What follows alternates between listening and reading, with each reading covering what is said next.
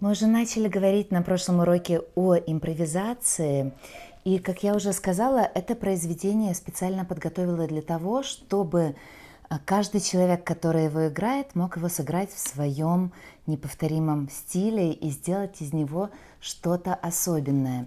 Я хотела бы еще рассказать очень интересную историю. Наверняка все знают известных пианистов, композиторов, таких как Рахманинов, таких как Моцарт.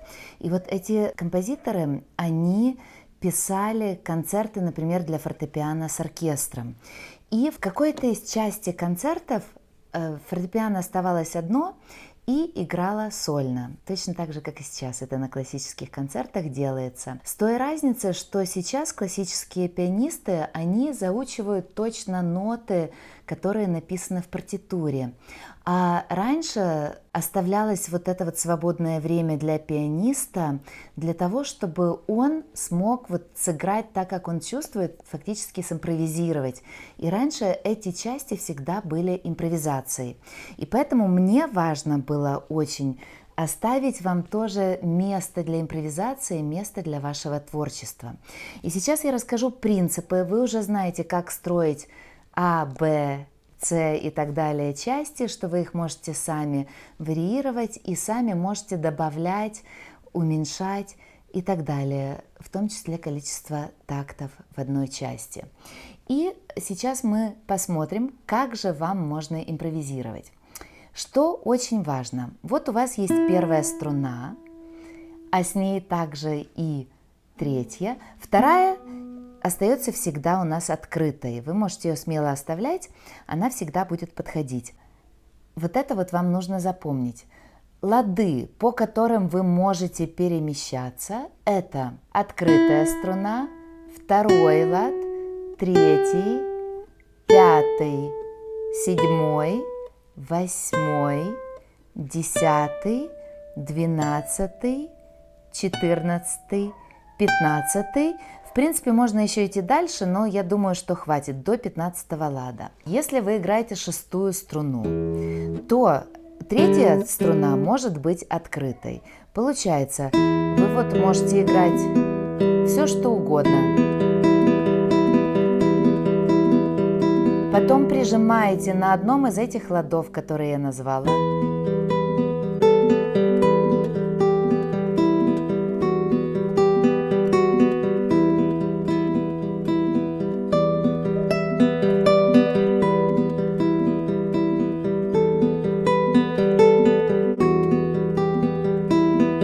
Слушайте, подходит или нет? Вот сейчас была в этой комбинации, я специально сыграла что-то, что не очень подходит. Эта нота режет слух. В принципе, может быть.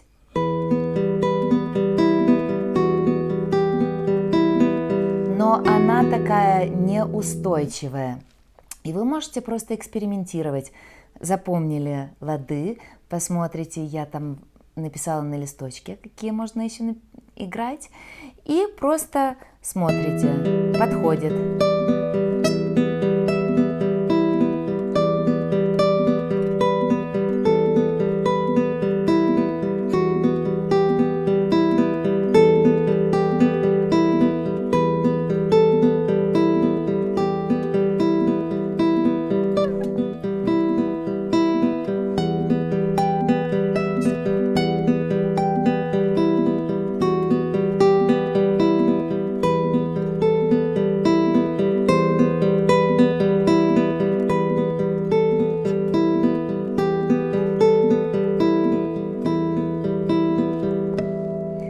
В общем-то, вы заметили, я играла просто вторым пальцем, чтобы не задумываться о аппликатуре. И переезжаю с одного лада на второй. 0, 2, 3, 5, 7, 8, 10, 12, 14, 15. В любой последовательности.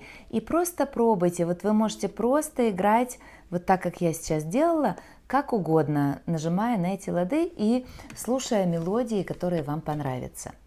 Это с шестой струной. Когда вы переходите на игру с басом с пятой струной, то тогда мы ориентируемся на третью струну, на наш указательный пальчик. Я вам советую, чтобы он прижимал вторую лад, пятый лад и 14 лад. И вот первый палец остается тут, например, вот в этой позиции, во второй позиции, когда он прижал второй лад. И здесь вы можете на первой струне комбинировать опять-таки вот те лады, что мы уже выучились. То есть тут у нас рядышком со вторым получается возможность сыграть открытая, вторая, третья и пятая.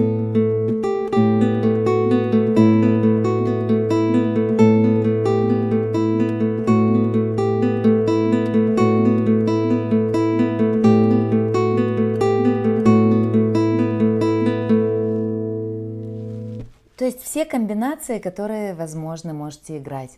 Затем с пятой струной также вы можете играть в пятой позиции, то есть первый палец, указательный палец на пятом ладу на третьей струне. И тут что достанете? У нас тут вот рядышком пятый лад, седьмой лад и восьмой лад. Больше мы, можем, конечно, дотянуться, но я думаю, что вы вряд ли и не нужно. То есть вот этого вполне достаточно. И открытая струна получается.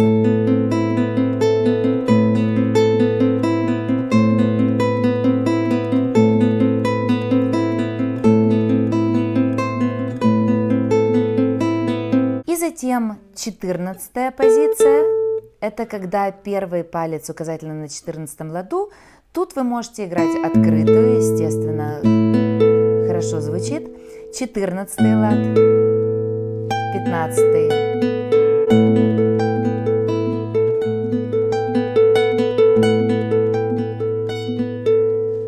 Вот.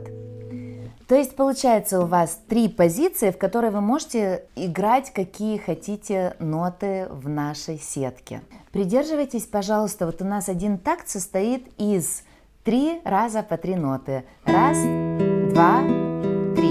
То есть раз, два, три, два, два, три, три, два, три. Я вам советую всегда комбинировать по 2 такта. То есть сыграли с 6-й струной 2 такта, сыграли с 5-й струной 2 такта, с 6-й 2 такта, с 5-й 2 такта. Если вам кажется 2 такта слишком мало, сыграйте 4 такта. Но очень важно, это называется в музыке квадрат, чтобы у вас ваша мелодия всегда была внутри этого квадрата. Музыкальный квадрат – это 2, 4, 8 тактов. То есть уже потом идет 16 тактов, то есть уже удваивается. 2 такта. Вначале я сыграла 4 такта. Потом 2 такта, например, с 5-й струной. Вы можете тут сыграть что угодно. Опять 2 такта с 6-й струной. 2 такта с 5-й. Тут вы можете опять-таки сыграть любое, что вы хотите. 2 такта с 6-й струной. Опять сейчас с 5-й, например, тут.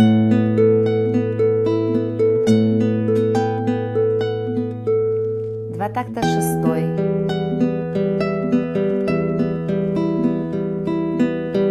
Тоника – это именно первая ступень той тональности, в которой вы играете. То есть это основной тон. Основной тон у нас здесь – это 6-я струна, нота ми. И получается, вы начинаете с нее и заканчиваете ей. Вы можете по 2 такта. Вот сейчас мы симпровизируем что-нибудь по 2 такта. 2 на 6-й, 2 на 5-й струне. 5-я. 6-я струна. 5-я. 6-я. 5-я. 6-я. 5-я.